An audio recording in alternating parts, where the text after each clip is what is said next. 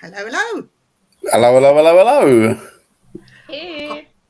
Hi everyone, great to be here. Excellent. Thank you Well, for welcome having me. everybody to Simply Spooky. This evening, we've got a wonderful guest for you. We've got Jesse Craignou. I could tell you a little bit about him, but to be honest with you, there's far too much for me to mention. So I'm going to let Jesse, if Jesse be so kind, introduce himself. If you could do that for us, Jesse, that'd be much appreciated, please. Oh my God, this is gonna take all night. That's fine. We've got all night. We've got all I, night. I'm gonna try and keep this in a nutshell as much as I can. Well, I'm a Franco-Brit on Earth. In the creation, so not just the universe, because people tend to think there is a universe, but there are many, many, many universes, multiverses even. I am a hybrid of different races from different planets, different origins, different universes also. I have a mission on Earth, which I'm trying to carry out to the best of my ability, which I love. And in fact, some higher ETs who are in control of this with me and above me had planned to call me back, i.e., I would have died on Earth a couple of years ago, and I said no. I'm not afraid of death at all. I'm not afraid of dying or whatever, but I said no. I really have so much to do here. I need at least another 30 years, and I was 60 at the time, so 2 years ago. And so they said, okay, we'll give it a think. And after a few months, they came back to me and they said, no, you have to go. I said, well, if that's your decision, you know. But then they actually somehow have left me here. One of them, another one from another race, came to see me about a week ago. And I didn't know who he was. So I said, who are you? Where are you from? And why are you here? And he said, I'm here to take you. I said, you're here to take me where? Because I've been aboard spaceships countless times. I have children with different races on different spaceships. And he said, you're going. I said, okay, you obviously didn't get the message. And I said, do I have to go now? He said, no, you don't have to go now, but I will be coming back and get you when you're ready to go. So that's where I am now. I work with the Galactic Confederation. I work with other galactic confederations as well. I work with a fire congregation from another universe. I work with solar and intra-solar beings. I work with other galactic confederations from other galaxies on different levels, different planets, in different languages. They taught me a lot of alien languages. They've been following me all my life. I mean, you're going to ask me your questions in a moment because, like I said, there is just so much. I'm trying to just be very general here. No, And no, it's fine. I have never felt I was human in my body, in my thought, in my way of living. I don't live like humans. I don't want to live like humans. Um, if it were left to me and I didn't have anything else to do here before I go, I would have left Earth a long time ago. In fact, I was suicidal for a long, long, long time, and now I've come out of that. I've overcome that because I have learned, I have lived and learned a lot. They have always been here. I actually was so scared of what it was for a long, long time that by the time I was 22, I decided to drop out of all this. And by the time I was 55, it just bounced back right in my face. And I thought, okay, what is it? Why is it? Who am I? What are we doing here? And so I got a lot of answers. I got a lot of training. For example, I learned 12 earthly languages. And but I never learned Spanish. I speak Spanish. They downloaded Spanish into me. I don't know why yet. I know there is something to do in Southern America for me. I think something in Bolivia, apparently, or Peru, that area, when I finished my chaotic divorce here. And so there's many things. I speak a lot of alien languages. That's, and I one day got in touch with Umites, and somebody sent me all this information, and I thought, oh, my God, this is exactly how I live. People don't like my house, they don't like my garden, they don't like my eating habits, because I don't fit in. I don't want to fit in. I never cared to fit in. As a kid, of course, I was really shy, and you want to please and attend, but I was really unhappy, and that started my depression for many years, and my suicide attempts, and etc. And I see in many dimensions. I can do 3 or 4 things in 3 or 4 languages simultaneously, as I am doing, as I'm talking to you. I am connected to, there are a lot of beings around me in this room at the moment. And some of them I don't know. I talk to animals. I connect to plants. Ladybirds love me. Butterflies come to me. They just come to me. I've been in contact with more. I am in contact with more and more aliens who actually work with me. Like, to cut a long story short, in that line, on Earth, humans are considered to be the crown of creation. On other planets, it can be what we have as animals here. For example, mantoids, beings, and are very advanced technologically. They do a lot of work. They've been here a long time in creation, long before humans, long before a lot of other races. They created other races, reptilians. I'm a reptilian mostly, and in my next life I will also be a reptilian again.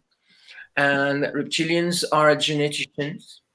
They're very good with genetics. They're also very good with warfare and armament. A lot of them are soldiers.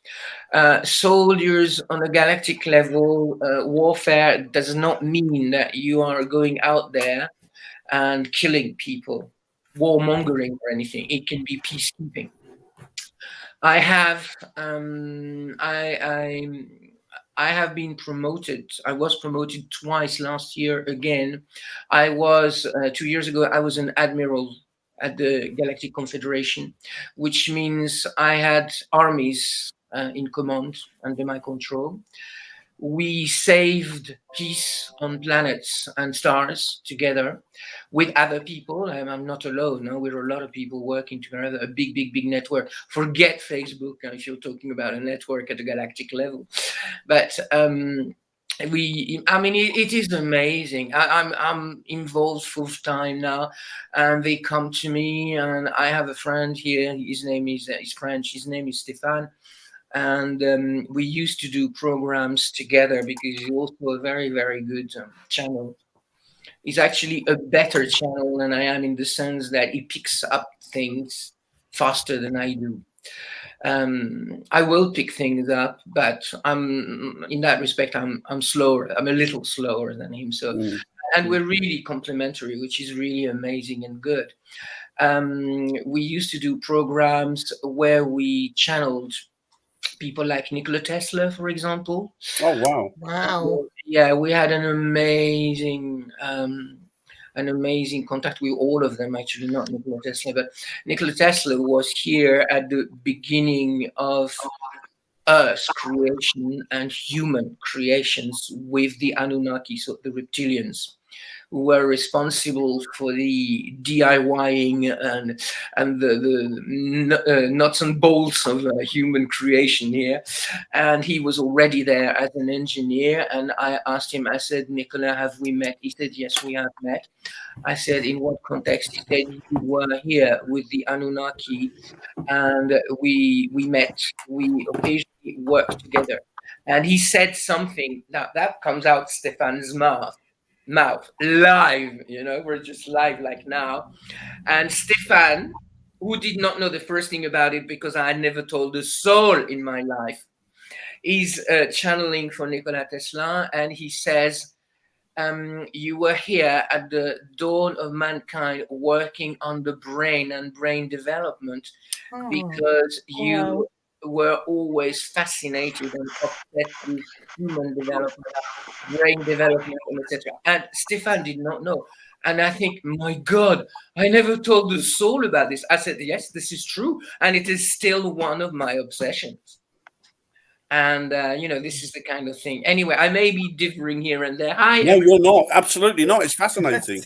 I'm sitting here engrossed. I'm actually quite glad I took the invitation now. Do you have questions? Does anybody have Yes, questions? I've got a question. I've got a question. Yeah, come on, Viv. So I was doing some catching up with you, just watching you on YouTube and what you'd put out there before. And I saw that you did a lot of readings for people. Yeah. So my question to you is, are you working with this higher force? Are you working with this alien galactic force to be able to do that? Is it more than just connecting with loved ones that has passed over into spirit? Are they enabling you to be able to do that? What is that about, Jesse? You probably know John and Philip, whom I also have some shows with, and and I like to say the sky is definitely not the limit. There is no limit to anything, to anyone, to anybody's power. We just need to work and develop it. Now, the way I work when I do readings, it is really funny because I was a little kid. I was really, really little. And I could understand things. I mean, most adults my age now, so that is 60, 61, 62, don't understand. I was 4, I could understand them. And I didn't know how, I didn't know where. I was a training officer and a coach in many, many companies in and around the Paris area, mostly. And I did a lot of training and coaching, mostly based on communication and language, mostly in English. And one day, one of my big clients. Now, this guy, he's the big manager. He's my age, by trade, which I am not. I know nothing. I mean, I'm useless with my hands. And he says, "Oh, Jesse, I'm sorry, I'm going to have to leave it here because we have a problem with our factory in Belgium." Now, these guys, they have a packaging business, which is a Portuguese company originally, but they're like number 4 in the world, packaging milk bottles, butter, and you name it, oil and soap, shampoo bottles, etc. They're one of the biggest of the top 3 in the world. And he says, we have a problem. I've got to try and sort this out. I have to call them back. I said, okay, but just tell me one thing, Christophe. What is the problem? And I thought, my God, Jesse, shut up. What do you And before I could finish that even crazy thought, he says, "Oh, we have a problem with this and this and that." Before I can think, I said, "Have you tried this?" And I think, my God, Jesse, will you shut up? And I couldn't hold myself back. And he said, "Oh, yeah, that would make sense." He went and made his phone call. 5 minutes later, he's back. He said, "Yeah, that was it." He said, "How did you know?" Just I said, "Stuff. I don't know. I just had a fluke." Go back to the business at first. And things like this. I knew things I didn't want to know about, and I still see things on other planets, in other places, about people I don't know. I will probably never meet. and I suddenly know these things. I was again, and they know. A lot of aliens come to me because they know. A lot of them are around me, and I say, "What are you doing here?" Just checking. Okay, checking on what? We're just following you to see how you're doing. Oh, okay. Anything wrong? No, you're doing fine. Okay, well, let's keep, let's keep going. And then I have people. One day I wake up in the morning and there is an entity here, an alien, and he's quite tall. He's about 3 meters 50, something like that. About twice the height of an average human. And I say, "Okay, my lord, what are you doing here?" And he says, "I need you." I said, "I'm open. What can I do for you?" He said, "I have a problem. Okay. I'm not going to go into details, but this problem on my planet. And you are the only one who can help me." I said, "Okay. Tea or coffee?" And so we start connecting. And I helped him, and he was really, really nice. And I said, I can move you, walk you into the light. That is the origin, the force of creation of all things. This is what I call walking into light. I said, I can walk you and all your people in there if you want. Said, okay. I said, how many are you? I think he said 250 million. I said, okay, gather them round and we'll do this now. Wow. He was really, really happy, and we did it. And it was very beautiful. And when I do this, and it's the same, Stefan does it with me now, or even alone, and we're in tears because we get so emotional. It is just so beautiful. And Sorry, had they already passed over, or were you walking into the light in their physical? walked. I mean, on that occasion, I walked. Stefan and I walked hundreds of millions of beings from various planets, dimensions, universes, etc. Oh, wow. Had they already passed over by that point? Was it just their spiritual energy that was there, or was it them in their physical being that you were moving across? I walked them there and then. Right. And within minutes, they were there. And I do that for people also. And it was really, really amazing. And one day, again with Stefan, we were doing one of our shows. And he says, I said, oh, there is a dolphin here. And he said, yeah, I can see it too. And I said, I think she's a queen. I can sense this dolphin is a queen from one of the planets in the Pleiades. And he said, yes, that's right. I said, okay. So I invite her in. I said, okay, sister, come along, and what can we do? She says, I've just come to say hello. I wanted to get connected with you. I said, would you like you and all your people in the light? She says, no, we're already in the light. I said, yes, it is funny because I could sense you were, but I always ask anyway, better safe than sorry. And this is another thing, one of the other things I do when I've got nothing better to do. Any more questions? Jesse, as a question came in for the lovely Mr. Bradfield. Jesse, do you speak alien language or is it telepathic? Now, Gary, you haven't been paying attention. Yes, I do. A lot more actually is telepathic now. We just pick up things. I write an alien language on a beam of light in 3D with my hands. And when I write this language around that beam of light, the message goes instantly into all the people who speak that language's mind. It's like it becomes telepathy. Don't ask me how. Yes, I can say one of the messages, now I haven't done this with you, but one of the messages I can show you, which is an alien sign language, is this. I'm going to try and do this. That is, unite or bring together to share. I like that. This is Andromedan sign language.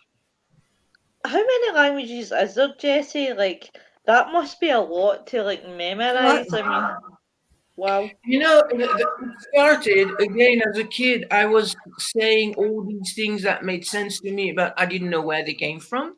I mean, I grew up in different languages and I thought, no, this is not Yiddish. This is not French. This is not English. This is not Swedish. Do you This think is there could be possibly not German. downloads? That Jeff? was all the languages I spoke at the time. Ready. I thought this is not Italian because I grew up with Italians. I thought, what language is it? I couldn't put a name to the language, but I knew it was there. There is like something I always say when I do a job on a galactic level. I do the job and then I say Ishna Boda. And for many years, I thought, what is Ishna Boda? What language? Where does it come from? And then I got the answer. It means, it's like abracadabra. Let it be as I am ordering it to be. That's really This is interesting. another one of those things that. So, do you think that these languages that you've learned, do you think they could be downloads as well, or do you think they've inherently been there forever? It's difficult to know because I have a galactic brain, a cosmic brain. Humans, I think, tend to think along some lines or one line at a time. I don't. So, like, for example, people, my friends at school or when I travel, they say, how do you switch from one language to the other? I don't switch from one language to the other. I just speak what I need when I need, and whoever understands it. I don't think, okay, water is eau in French, for example, or acqua in Italian. So, okay, I want to say aqua, but this is in English, so I've got to say water. No, I don't work like this. It's the same. Now, I lived some time in Iran, and I love Iran, and I love Persian. And when I started speaking, learning Farsi, so Iranian language, with my Iranian friends, they burst out laughing, and I thought, oh, is it really funny? Am I good? Am I bad? Etc. I said, no, you're really good. It's just that you speak like a child. It's really fun. And nobody has ever said this to me in any language. And I spoke Hebrew. I spoke many languages.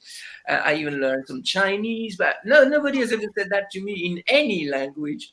But the Iranians, when I start speaking Farsi, they burst out laughing and they say, "No, keep on. It's good. It's just sweet to hear." So, Jesse, can you say a sentence, something in French? Because we love the French accent. We love the French language. Bonsoir et bienvenue à notre show ce soir. Doesn't that sound lovely?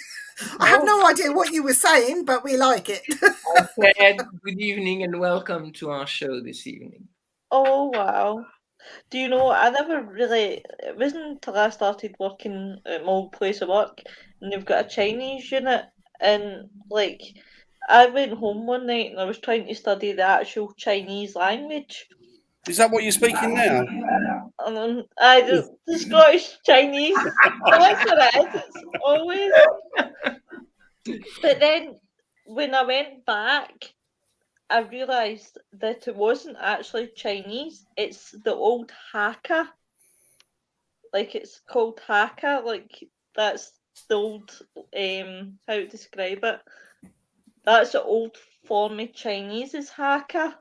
So, like, some people will understand Cantonese, and then other people will understand, I can't even think of the other word for it. Mandarin. Yeah. And it's quite weird that you think that, like, one country has one language, but it must be like that for the aliens. so I many live with. different wee Sorry, Lauren, holes. go on. So it has so many different wee holes, languages. I lived with Chinese for 11 years. I never really learned Chinese. I picked up a few things for many, many reasons, because we tend to think, as Europeans, for example, we tend to think Chinese is one language. In fact, in China, all across China, there are many, many very different languages. Now, my ex, who's Chinese, they are Chinese from Cambodia. So Chinese from Cambodia and Vietnam and Laos, they speak a dialect which the Chinese do not understand. That is called Cho Chao. And then they migrated to Hong Kong when they could escape Pol Pot's awful regime.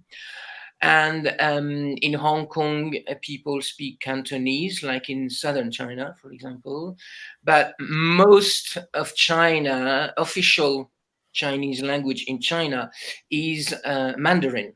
But there are also a lot of other different languages. It's like in Iran, Farsi is the national language of Iran, but there are actually 26 different languages all across. And so Wow. people locally will speak a different language. And I mean, my ex-wife to be is actually Kurdish, from Iran, from Iranian Kurdistan. And one day she said, at a time when I had this wild dream of having kids, and with her, she said, "Oh no, I want I want the kids to learn Kurdish because we're Kurdish, etc., etc." I said, "But you keep telling me that 2 streets down the road, your Kurdish neighbors don't even understand your own Kurdish because it changes literally from door to door. So what use learning?" And it was like that. And then they have a Kurdish cousin in Iraq, on the other side of the Zagros Mountain between Iran and Iraq, and they barely understand one another. And it's really, really amazing. There are just so many languages. But let's come back to the business at hand. Maybe we have questions and people waiting, dying. There's no any questions. I'll pipe up when there is. Okay. Vivian, you said you had a lot of questions to put to me. I've got another question to put to you. Go on. So it was interesting hearing you talking about Iran and talking about Persia. I had a very good friend. Now he's passed away, God rest his soul, but he was from Iran. And I must say, the Iranian people have the greatest and most wickedest sense of humour. They are lovely, lovely people. And you've just brought all that flooding back to me, sort of talking about Iran. But my wife, they are. But I myself lived in Cairo for 3 years with family, and learned a lot about the ancient Egyptians. Do you know what? It was forced down my throat, even if I wanted to learn it or not. Go to this museum. Come on, let's go to the pyramids. They're just there across the road. Come on, we'll go to the pyramids today just to waste some time, or we'll do this, or we'll go there, or we'll see that. And taken behind the scenes in the most fantastic museum in the world, which was the Egyptian museum in Cairo, which has now moved, but was taken behind the scenes there and shown things that people wouldn't normally see. Now, my question to you: this alien technology that apparently they came and had given to the Egyptians. They built the pyramids. They done all the hieroglyphs. They talk about this alien being coming. They were worshipping them, and apparently there are drawings of the actual ship coming in. You can see it. You can go and visit if you want to. Yeah. So, how long had that been going on, do you think? Did they really see it? Did they actually get taught all this stuff? How to build the pyramids, how to make beer, because they were so far advanced of their time. the drug running and the drug smuggling that happened in ancient Egypt that people don't even know about. They were trading with people right across the world because they were told to.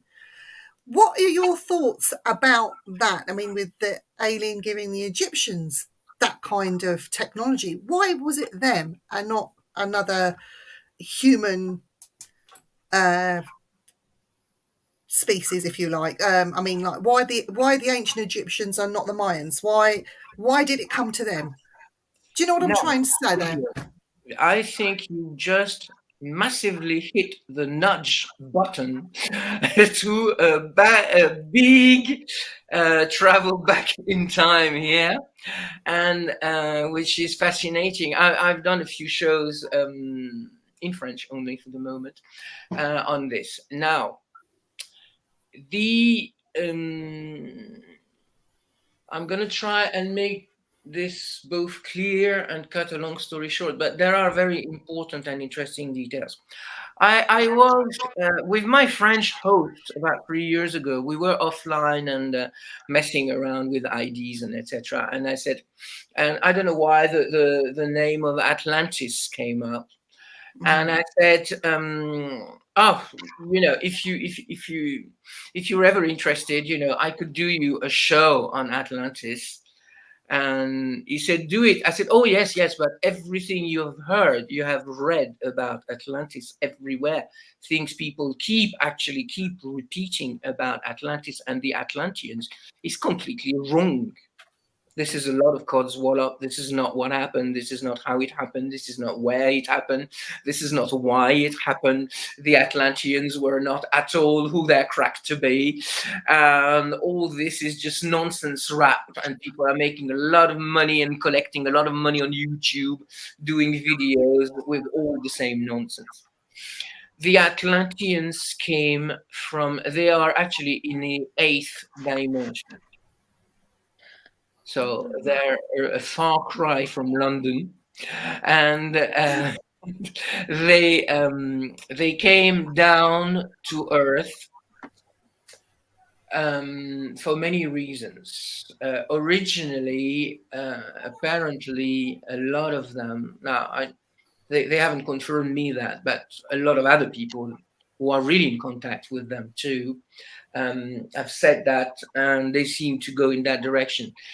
Originally, the Atlanteans who came to Earth, they came here to build and supply war machines for warmongering people here, like Mu, for example, and Lemuria on Earth, very, very ancient times on Earth, who were fighting for Earth, actually, because they each wanted to claim Earth to themselves, as it were. And so they came. Now, they came and they stayed. They did that and they did a lot of other things, and not all of them were in the war business. And they came down, and to do that, they have to come down in density. So from 8th density to 7th to 6th to 5th to 4th to 3rd human density. Problem is with this, if you do this too often or too long, you cannot go back. This is what are called the fallen angels, because they came from the sky. They were really highly advanced. But when they were here, they settled in Egypt, because Egypt is the center of dry land on Earth. If you leave out the oceans and the seas and etc., the center of dry land is actually Egypt. So they settled there. There were some proto-humans and humans in the making, modern humans as we know them today, and they decided to help them and educate them. So they each had their own specialties and their own field, and they started teaching and preaching and training humans there so they could evolve and fend for themselves. Just opening a quick bracket here. We humans did not, that is not me because I'm not really human, but humans did not really invent the wheel, beer, anything. I've said this in another show. All this was given to humans through dreams, through many different ways, through inductions, by aliens. Why, for example, I was a kid at school. I was not even 10. I think I was maybe 10. And I thought, this is really funny, and I was really a pervert because my nice school friends did not ask impertinent. They did. And they thought, how come that people who are living like dozens of thousands of miles from one another discover fire the same way at the same time in those distant places? How can those same people decided, oh, why don't I design an arch with a bow and arrows, and then it'll be easier to fend for our own life? And they each make the same. One of them is in Tahiti, the other one is in northern Russia, and at the same time they do the same thing, but because they got the same message, of course, from the same people. Why are the origins of religions? I mean, I don't want to offend anybody, but this is the fact. I do a lot of regular Bible reading here and there. I've done a few shows already on some of these, like Noah, for example, and I've got a few more up my sleeves. But how come? But then, of course, the answer, I was an Atlantean 14,600 years ago on Earth. And I'm still in contact with Atlanteans. Namely, one of them is Anubis. Now, Anubis, if you remember your school lessons about ancient Egypt history, is the dog. The jackal.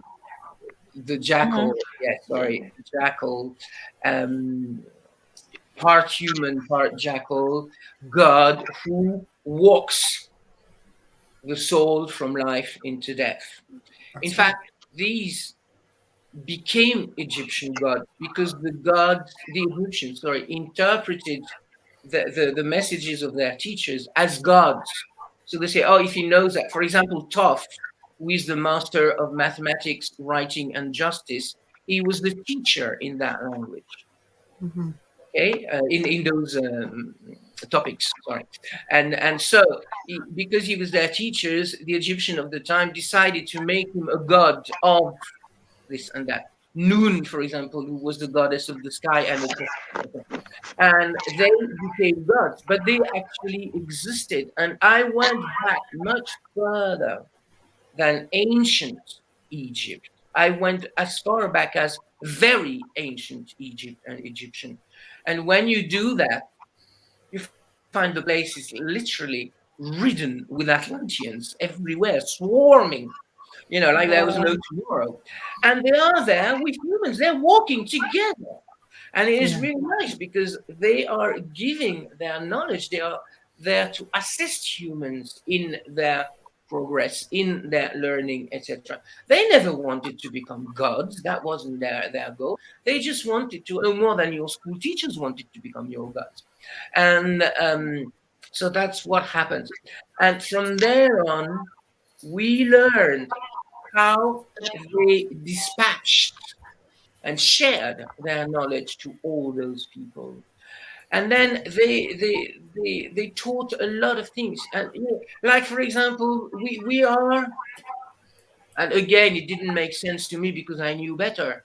And now we've got the proof. We are educated in the knowledge that the Egyptians built the pyramids with their slaves. The trouble is, the Egyptians never took slaves. There is nowhere and the Egyptians were very good chroniclers. There is nowhere in all of chronicles, history, drawings, whatever, writings of Egyptian, the single word slave or the mention of it. They had prisoners, but they did not have slaves. It doesn't make sense. This is because Jewish religion decided to create that, to justify their religion, this and that and the other. Interestingly enough, the Jews, once they followed Moses into Mount Sinai, they were slaves, They were so poor and so rushed that they didn't even have time to wait for the bread dough to raise before they left, which gave birth to madot, the bread we, I'm Jewish, we eat for Pesach, for Easter, for example, Jewish Passover. And but suddenly they crossed the sea after being hunted down by malevolent Egyptians, with a mean smile on their faces, a mean grin, and suddenly they're there. And Moses, turns around for a couple of days, and they build a golden calf with their jewels and their precious stones. A type of precious stones. They had nothing. They didn't even have their own bread. And suddenly they have gold. This is complete nonsense. None of this ever holds water, no matter which way you turn it round. It just doesn't make sense. And when I was a kid, I was already quite a pervert. I would ask for the instructions in my RE classes and etc. And of course, I would be given dirty looks all the time. But I haven't changed. So I've got 3 questions here. I've got one for Joe. We'll start with Joe. Have you ever had a communication where you have sat there and said, "Did I hear that right?" As a few years ago, I had an experience where I was left thinking, "Did I hear that right?" Have you ever had a communication where you have sat there and said, "I'm sorry, I'm missing the point here." But the point is anything happened to you where you've had aliens communicate and you've sat there and said, "Did you hear that right?" As in, did you hear what they were saying was right? As Joe had an experience, I don't know if it was aliens, but a few years ago he had an experience where he was left thinking, "Did I hear that right?" And anything you mean, like time. Like unbelievable, like wow, that's amazing. Did I hear that right? Unbelievable is my middle name. I'm not joking. I'm only coming to terms with this, that even if I tried being human, I could not, because I sense things. I hear music that does not exist on this plane. People would not hear it. Somebody said to me in one of the shows I did, one of the first shows I did with the French lady here, and he said, "Oh yeah, this is all fine. You meet all these aliens and you do this and you do that. What proof do we have?" I said, "Come with me to the 8th dimension and I will show you." I said, it's like you drink. You go to the seaside. You take a cup of water from the sea. You drink the cup, and there is no shark in there. So the Fermi protocol, for example, will tell you, if there was no shark, it means sharks don't exist. And it's not because you haven't met an alien that it's my fault that you haven't met or seen it. And you can get in touch with them. You have to work. Well, that's a shame, because I'm going to hold you personally responsible. Well, you have to work. It just doesn't happen like this. We have to work on our own development, of our own progress, on our own things. And if we do that, yes, our senses become sharper. We suddenly pick up a lot of things. Excuse me. Okay. This goes to prove even aliens drink water. Well, funny enough, there's actually a question. Why is the ocean so important to some of the aliens? That's for Charles. This is very, very interesting, because in fact, this is something this is one of the basic things. When we watch, excuse me, when we watch films with involving aliens, for example, Hollywood kind of films, for example, we see all aliens are mostly humanoid, so man-like. In fact, very few are. I will give you an example in a minute. When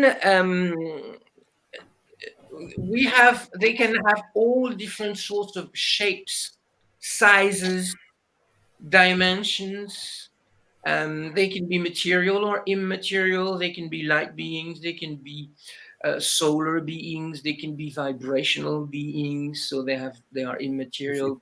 They can be gas being. Did I say gas beings? They can be anything. Let me give you an example which I think illustrates this rather well. I have a nephew in Tehran. His name is Aras. He's a wonderful kid. And I mean, he really is. Everybody likes to think they have wonderful kids, but Aras is really exceptional. And he's going to be 19 this year. And he says to me, he said, Jesse, he says, do you do you have your alien with you all the time? Because I have an alien with me ever since I was born. I've explained this in another show. Wow. I said yes, and I said, but why do you ask Aras? He says, because I think I have one.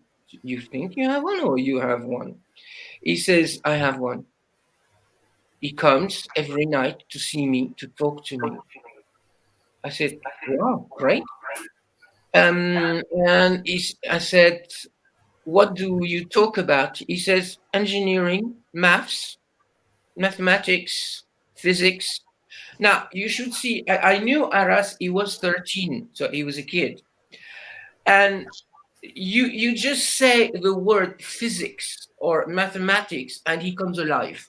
He's like one of those little robots we had when we were kids. His eyes come up and he really comes alive. Aras has been, ever since he was 14, he has been number one at the national Iranian competition in mathematics and physics of his section. And he's great. He's been the winner every year. When he was 10, mark my words, he was 10, he wrote a book on automobile engineering. And he found a way. Now, there are two motor brands in Iran which are exclusively Iranian, and which are very popular there, of course. And he wrote this book, and he found a way to improve engine performance on cars. Now, remember, he's 10 years old, okay? Yeah. My wife, who is his aunt, one day took this book to one of his university teacher. The university teacher never returned the books and sold the book to the Iranian automobile industry, and it is actually used now. So I said to Aras, I said, okay, what can you tell me about your alien? And I start feeling things and seeing things and etc. And he says, I'm coming, Chantal. He says, okay, I said, can you describe me your alien? I'd like to know what he looks like. And he says, he's really nice. He loves me. He helps me. He's full of love and care and everything. He's really, really good. I said, okay, can you tell me physically what it? He says, I cannot do that. So I said, okay, all right, can you try and draw him? He says, okay, I will draw him. Takes a piece of paper, a pencil, and he draws it, and he hands me the piece of paper, and there is a griffin there. I said, but is that your alien? And I could really see the alien like he really is. But he says, yeah, that's the alien I meet every night. And then he gets suspicious. He says, because he doesn't look like that? I said, no, he doesn't look like that at all. How do you know? And why do I see him like this? He says, okay. I said, they have the faculty of projecting an image of themselves, even when they're totally immaterial. He says, but why do I see a griffin? I said, Aras, you are Iranian. Griffins are part of your culture. They are part of your knowledge. He has chosen in your mind, in your culture, an image that will not frighten you. That's why he projects himself like that. He says, because I would be frightened. I said, anybody would be scared to death of what he looks like. Maybe not me and people who are used to aliens. But I said, yes, he would be really, really, but I said, that doesn't change anything. He's really nice. He's loving. He's helping you. I'm saying this because they can have any, whether material or immaterial, they can have any appearance and they can take on any appearance. This is just to illustrate that. Can we bring Chantal back? We've got Chantel's question. Because it's thanks to Chantal that we've actually got Jesse on this evening. Actually. Yeah, so it's all Chantel's fault. Yeah, you can blame her. Chantal, don't take any notice. Jesse, what's your view about the alignment of ancient monuments to Orient? I mean, any of you from Yorkshire here? There is a place, now I learned that with Philip and John. There is a place, it's called Thornborough Henge in Yorkshire. And it is the same alignment as the pyramid on the Giza Plateau. The belt on Orion. There is the same place in Teotihuacan. I think Teotihuacan is Mexico, if my memory serves me right. There is another alignment of pyramids in China, which has exactly the same alignment. Now, this is interesting because the Orion area is where the Egyptian Atlanteans came from originally. And Isis, Osiris, and etc., they all come from there. But that part is also a cradle of planet. It's like a maternity where planets and races for our side, our neck of the woods, of the galactic woods, are actually created, except for Venus. Venus is here for another reason. I can explain that if you like. But let me try and finish. Point of market. This is, you know, they in the Bible, you will read that God created human in his image. But in the Bible, you will also read that nobody can look God in the face. So, in fact, nobody actually knows what God looks like. If we are to take my first example just a minute ago, then we say, okay, so God looks like us. I'm going to do a show on that another day. It's in the writing process at the moment because it's really, really big. And but I said, you know, in fact, we know and we don't know. But in fact, they used things they had where they are. So we look like them. For example, whales. In the Pleiades, there are whales and there are dolphins. And they, the ones we have on Earth are just their cousins. They are, whales and dolphins are the keepers of Earth. This is one of the reasons we should take great care of everything that is alive on Earth anyway, even plants. But another, if we needed an extra reason, that would be one. Well, we should take care of them, yeah, because they were created in the image of their makers there, and they send them here in their image. Going back to Joe's experience, he's added on a wee bit just at the very ending there. Going on the experience I had, I was communicating with something. They said that they were reptilians.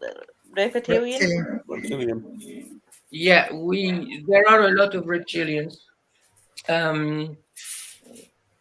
Anybody, you're quite free to leave the show now. But I'm a reptilian because reptilians have a bad rap. They get a bad rap. I don't know why. I got connected with Alpha Draconis, one of the first sessions I did about 3 years ago.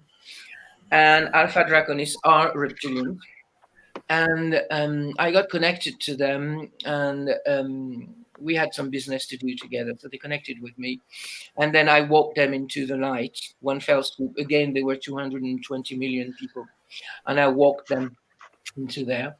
A lot of female reptilians there. Actually, it's about 3 female to 2 males in their population. And they are one kind of reptilian. They are part family to me, but there are also they are also responsible for creating humans. Reptilians evolved themselves through studying genetics. They were created by the mantoids, and they evolved themselves through Jesse, through studying genetics, their own genetics, and tampering with their own genetics, and they evolved from there on. And they created the Greys, for example. If you've heard of the Greys, many different kinds of Greys. In fact, we say the Greys, but the Greys can be green, they can be white, they can be brown, they can be all sorts of dimensions. Knowing that, for example, one day I met a mantoid, and she was 30 meters tall. That is 90 Oh, feet. we've lost Viv. Oh, she'll be back. No. Bad Penny. Come back, Vivian. And so, because on their planet, the planet is so big, they are down or up to size as per their environment and the gravity there is. I have a show I'm going to do. I've been working on this for a long time on Titan. Titan is the moon of Jupiter, I think. And because humans want to go there, but it doesn't mean that we will be able to live there. This is a dream. We probably will suffocate to death there because there is no air, or the air they have is too acid for us, or the gravity there will be so strong, we're coming out of our own ship, we will flatten as a pancake the minute we walk out of our module. It doesn't work like this. It doesn't work like this. All planets are lived on. There are living beings on every planet. Can I just ask you, Jesse? Sorry, Dan, on you go. Oh, you got to say something, Dan? Sorry. No, sorry, excuse me, I've coughed. Sorry, excuse me. Sorry. No, sorry, honey, I thought you got to say something. No, it was me. Sorry, I was coughing in at the most inopportune time. Sorry. Can you you're fine. You just die quietly, Dan, please. I'm rude. I love you, really. Snap. Right, Jesse, the thing that amuses me, right, is when we talk about different alien races, right, you'll be able to know this question, right, because obviously you deal with different races, but why is it we are shown aliens as having this, like, sort of not even oval face, how would you describe it, Dan, with the big beady eyes and the head shape, basically, like... in fact, I'll go into Google and I'll show you a picture. Like the alien grey, you mean? I think like humanoid looking. I think that's because that's how we would probably most feel comfortable with them, I guess. For a lot of them, yes. For a lot of if we were to see them in their true form, then we'd probably be terrified. Some of them, for the wrong reason. Some of them are really, really special because there are, for example, in the Pleiades, there are what I call it's that shapy face that we're made to believe that's what aliens look like. That's one of my cousins. Yeah, I know this one.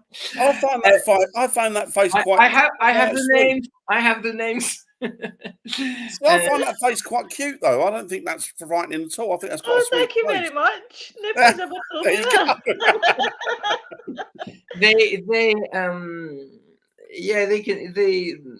bit they come in really, really special shape. There is a race in the Pleiades I call the echinoids because they are part horse, part human. I mean, echinoid. Thank you very much. So some of them are feline type. They look like a bit like a cat or a lion, depending. Because all this is tampering with material, genetic material, and we have the same.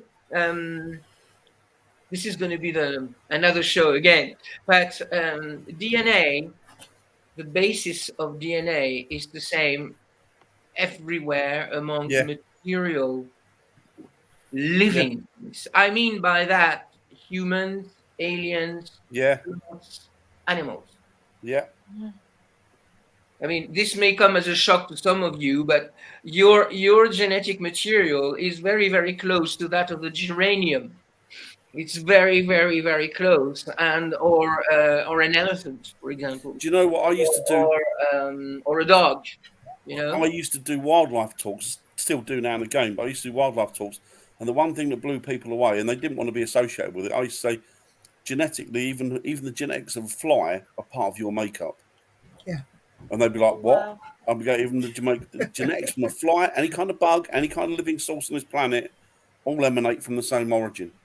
So we're all part and parcel. All the creatures We out there have. that you see, we're all part and parcel of that. Yeah, and we have, again, this is I've got about a million different sheets of papers. Documents, Word documents I'm working on with different ideas. What do I want to say? Oh, oops, Jesse. Yeah, there are animals here who are great geneticians. I mean, we may think they're worth nothing, and some people will swat them or do whatever with them. I never kill insects or anything. No. Ants love me, and I love them. They are great geneticians. An ant can make a sister ant, if you like, a soldier or a nurse or we cannot do that with our own race as advanced as we think we are. No. It's phenomenal. It's unbelievable. Guys, Shakil's got another question. Did you do your question from William Southey? It was way up. William? Sorry, where is William? Sorry, William. Sorry, William. William, I don't believe it did those. Sorry, I didn't think that was a question. Sorry. William, now you're treading on hollow ground here. Quicksand, even, I should say. The yes and no, to cut a long story short, but Egyptians did and didn't.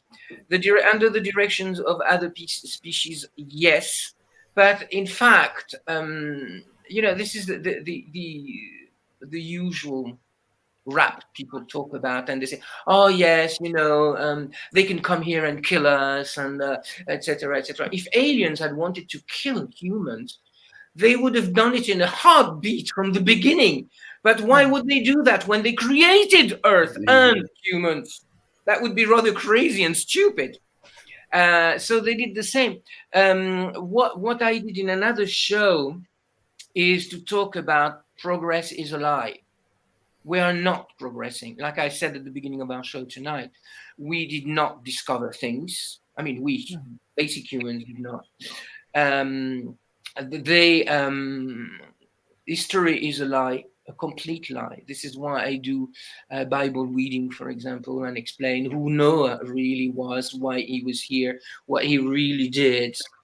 And when we read, as kids, for people who read the Bible, for example, at school or in church or wherever, or at home, we imagine, Noah, nice old guy, with a long white beard, etc., and looking like the grandfather next door.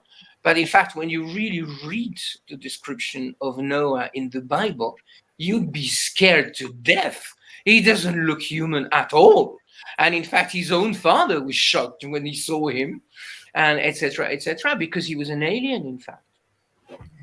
He was a reptilian. Again, somebody talked about, I think it was Chantal, maybe. Hi, Annette. And she's asked a question about the more talk about them return. Is it going to happen? I don't know if it went anywhere, did they? Talk about the return of whom, Annette? The aliens returning. Anunnaki or something, or something like that. I don't even know if they went anywhere, did they? They don't need to return if you're talking about the Anunnaki. They don't need to return because they came here to mine gold. And to mine gold, they needed robots, as it were. And they created proto-humans. And I want to recommend somebody. I realize they're really lovely people. I realize some of his books are actually translated into English. He's a Franco-German guy. His name is Anton Parks. With his wife, Anael, they write books, and Anton is in constant contact with the Anunnaki. He's literally rewritten the history of the Sumerian tablets and the translations and of the Anunnaki. It's really amazing, and they're really, really nice. And one day, that was February 2019, I met them at a fair in Paris, and I was really surprised because they were there selling their books, and the fair theme was about health and parallel medicine and etc. So not their thing at all. I was really shocked to find them there, but at the same time happy because I had heard about their work and who they were, and in fact there was nobody. They had a great big stand and there was nobody at that time. I was there early. So I walked up to them and I said, "Oh, it's really nice to see you here." And we started talking, and I said, "I've seen a couple of your shows, and they give their shows come like gold dust because they don't like giving shows, but they write books. They write quite a few books." And so I said, "I'm really, really happy, and I would really like to get to know you more." So I've started buying some of their books. The trouble is I've got about 120 million books to read at the same time. It's already what I'm reading at the same time as it is. So I really need. I would buy time if it came on offer, because I never have enough, and I'm never bored. Even leave me alone in the middle of Trafalgar Square, and I will not be bored because I'm in You're connection happy. with many people and things. Every I can imagine. Anyway, and then we were talking, and I was talking to Anael, so his wife, and it was one of the first real rare times at the time. Now it's becoming sort of run of the mills for me because I'm also a psychic medium. And I was talking, and I said, "Anael, you're pregnant?" And she said, no, I'm not pregnant. I said, "Are you sure?" We're like here, okay? And talking. And like 20 minutes before, she didn't know I existed. And I'm telling her she's pregnant, right? And she says, no, I'm not pregnant. I said, "Anael, you are pregnant. You are going to have a son. I can tell you which race he is and which planet he comes from." And at the same time, I thought, "Oh my God, what you talking about?" And the information just came down more and more and more and more precise. And she said, no. And I could see she was really happy to hear the news, although she didn't dare believe it. And then Anton was a few feet away behind her, and he could hear, of course, my conversation with her. And he looked at me and he smiled, and she smiled. And I thought, okay. I said, "And I'll bear this in mind.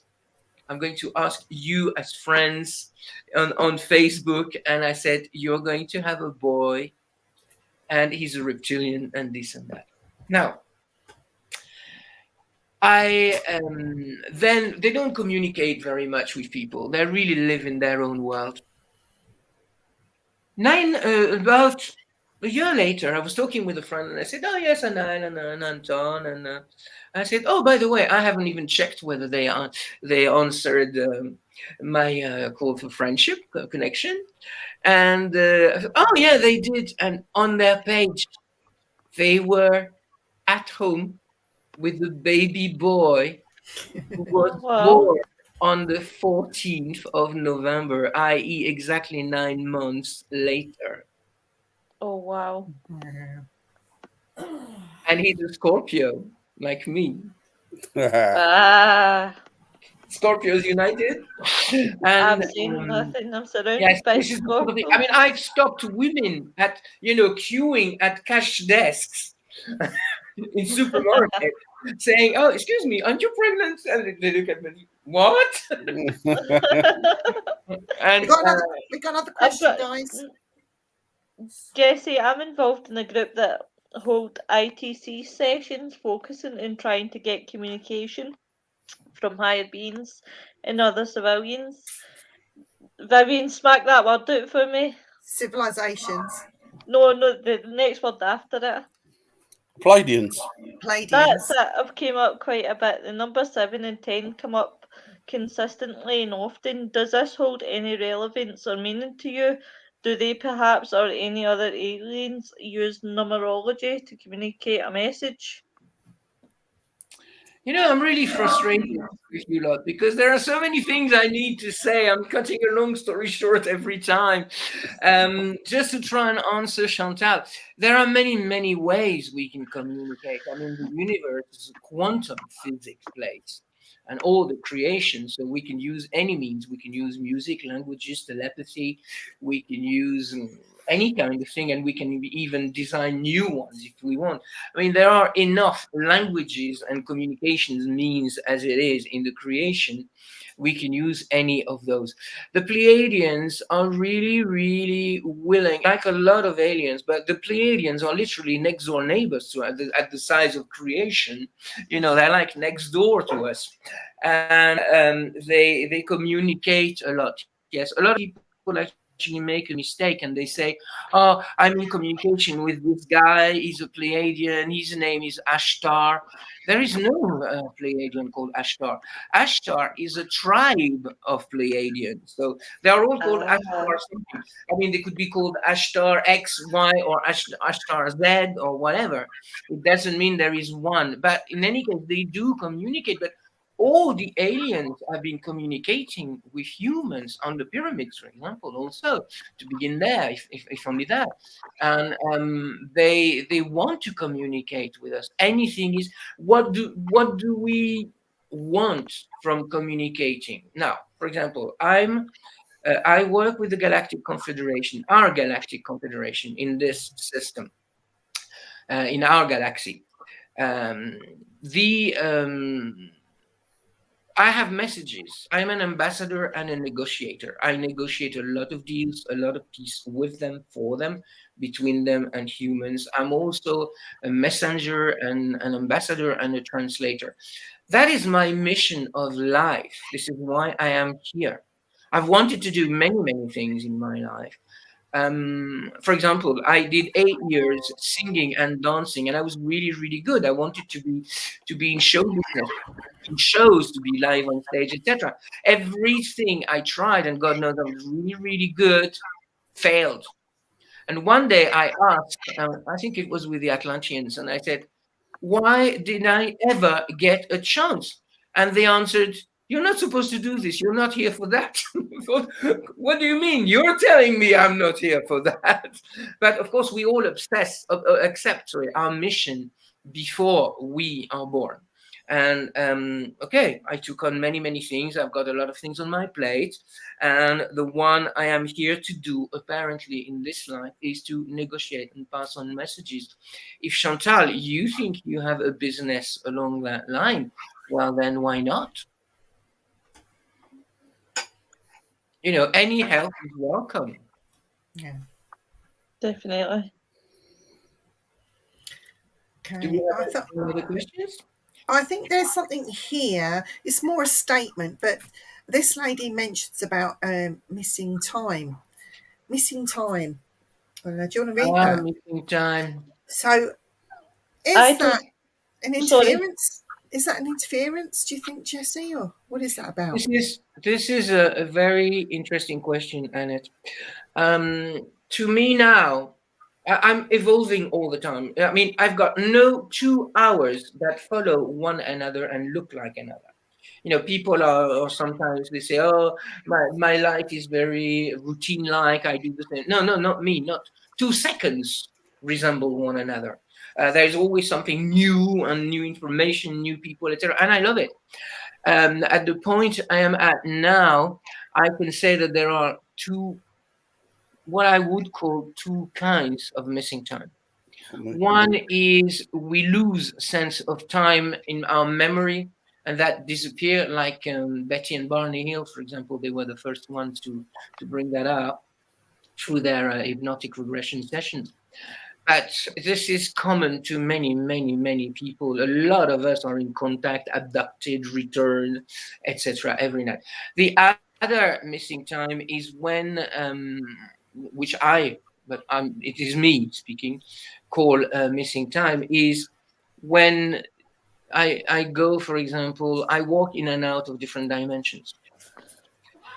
When I am in another dimension, I may be next to you and you'll think I'm dreaming, or I'm very evasive and etc. In fact, my body is here, but I'm not there.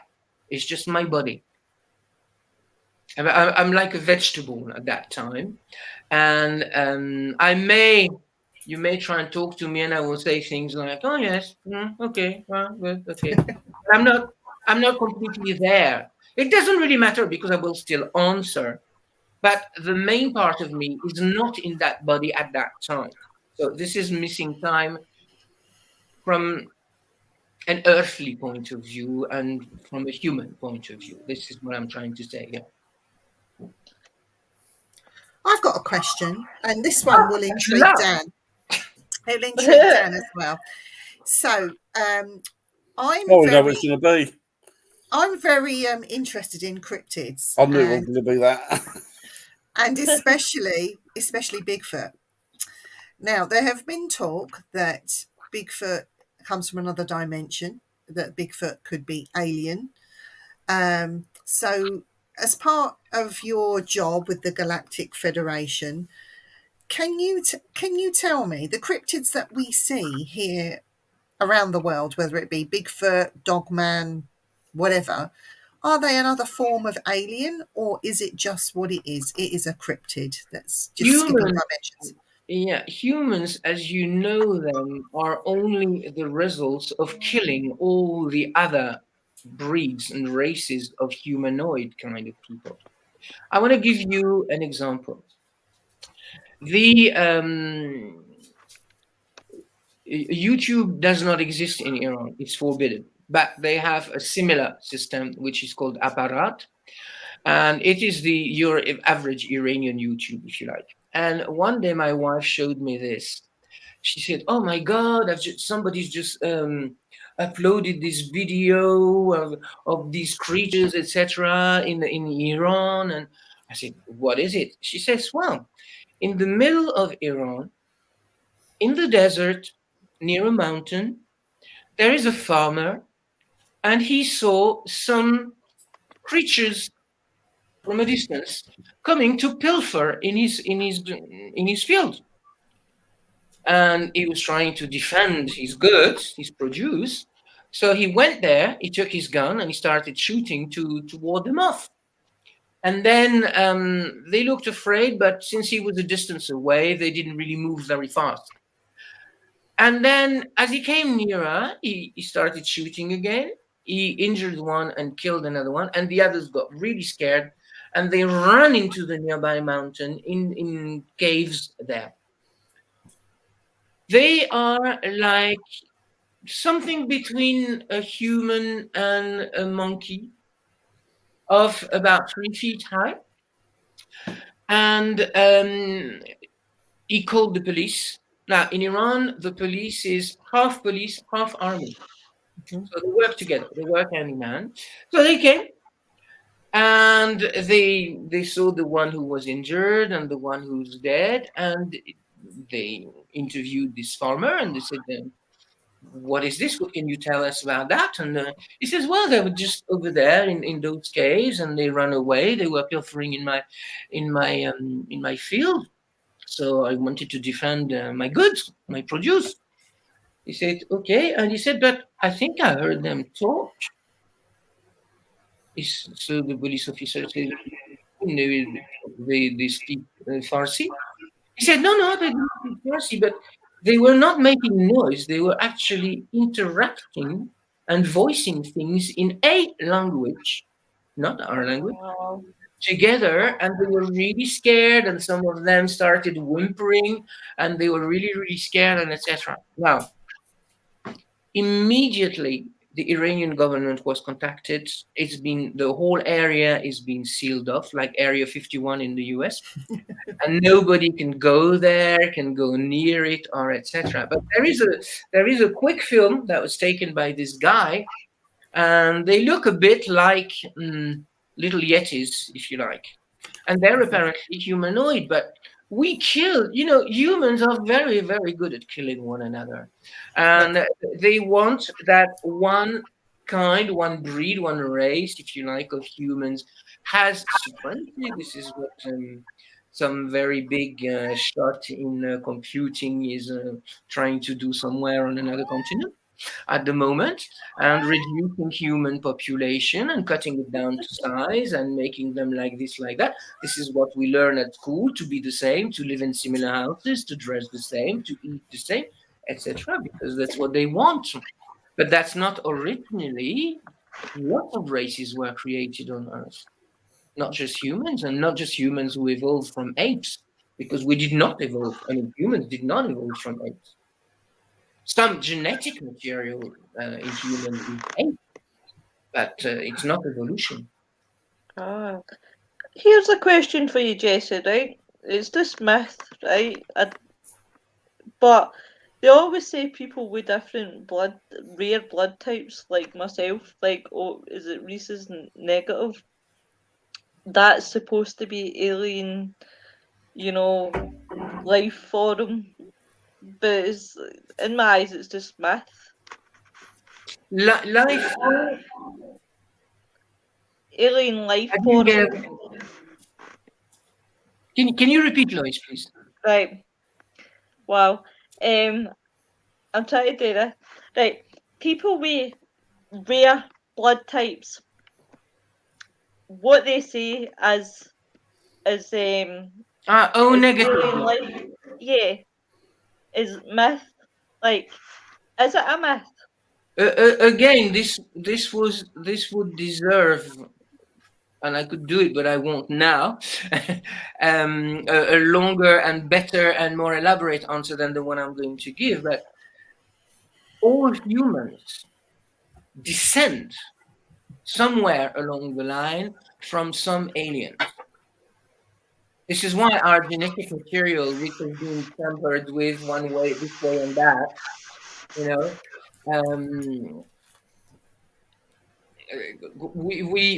we all have that. I mean, it is said, I've heard a lot about this.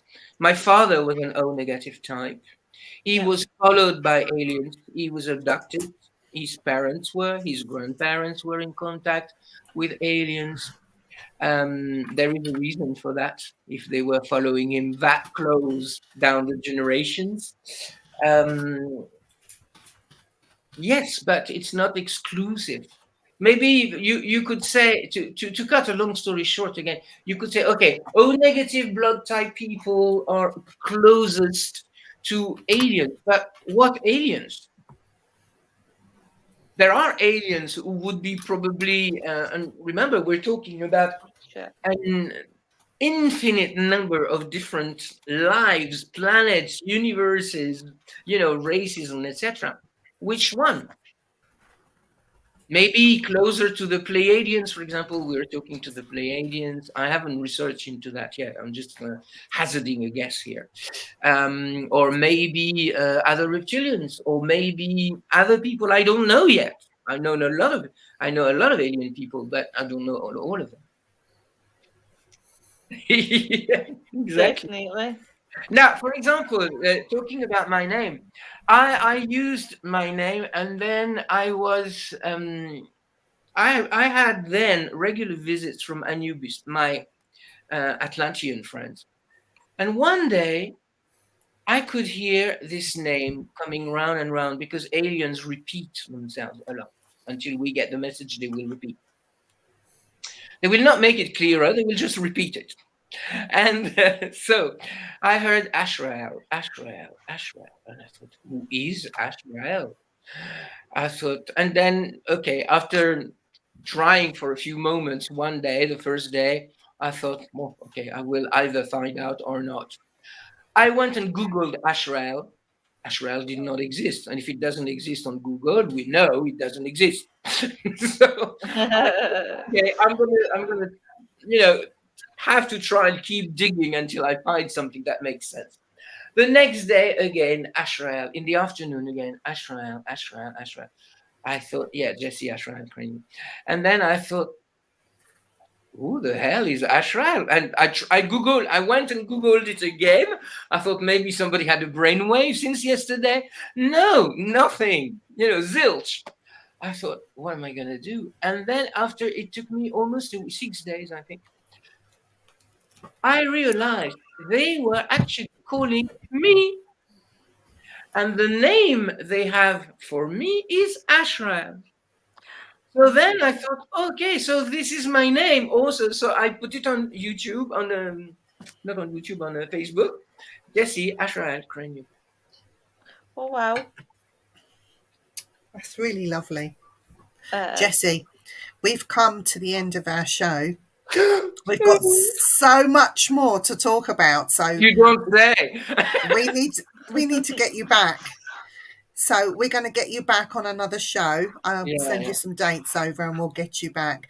But it's been really, really fantastic and really enlightening. And thank you ever so much for being so thank kind. you, Jesse. Thank you, everybody in the chat as well. Thanks, everyone.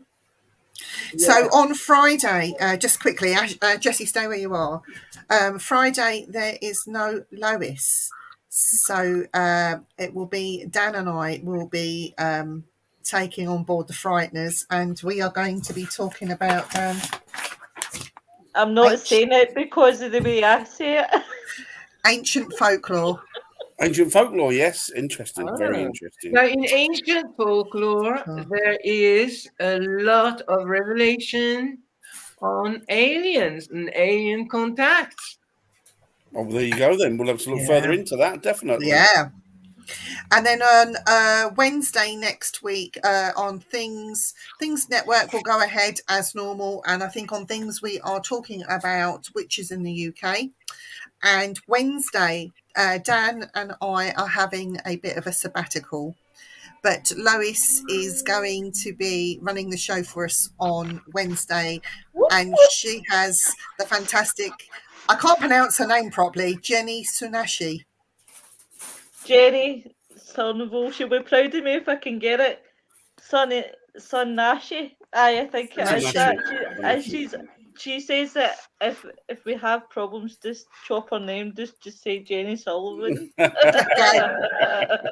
As to me, I'll be happy to come back any old time. Oh, well, we'll definitely we're going to get back. Congratulations. Thank you very much.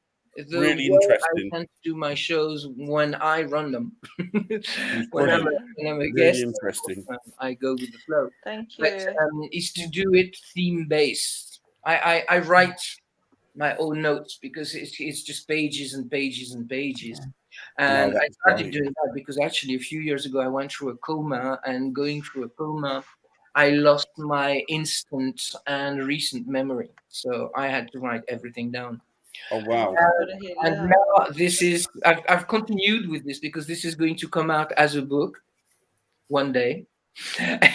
It's beginning to look like an encyclopedia now. And I will do that. And I have found that doing it, resting it on a theme every time makes it easier for me to explain, for example, because otherwise, it is just connected to so many things in so many directions. It's literally impossible to connect. You have to have a brain. Yeah. I do it alone, in front of my own. And next time we get you on, Jesse, we want to talk about your necklace. I didn't get round to doing that, but we will do that. Necklace.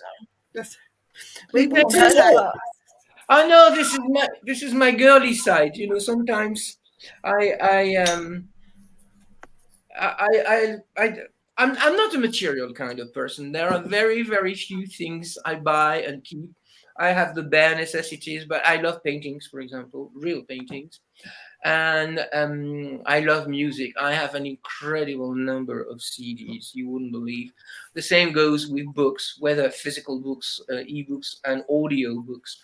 Plus my books, because I've written many, many books, and I've produced audio books also. Oh, by the way, if anybody is interested for past life regression, etc., they can always contact me and do that, or healing or whatever, just contact me and we'll be in touch. So the necklace, is just something I like. It's got no special value, and it's actually heavy and metal, and it is really good because when it is on a muggy night like this, it's really cool. Oh, nice. So it's like my air conditioning. But Can no, imagine. besides that, it's just I like it. No special reason for it. I don't. I have when I was a kid, we all want to wear bracelets, earrings, and etc. Of course, I did it too. And very, very soon I realized it wasn't my thing. Except this, for example, and another thing I wear, another a bracelet I bought in London. Actually, it's really, really good. I don't know, my wife has it. I don't know what she's done with it, and whether I will ever get it back. But it's a really nice thing. But that's the only thing I happen to keep. No, there are many, many things I can tell you on other subjects, Viv. Yeah, We but definitely have to go without a we're shadow gonna of a have doubt. to, It'd be great to yeah, come back.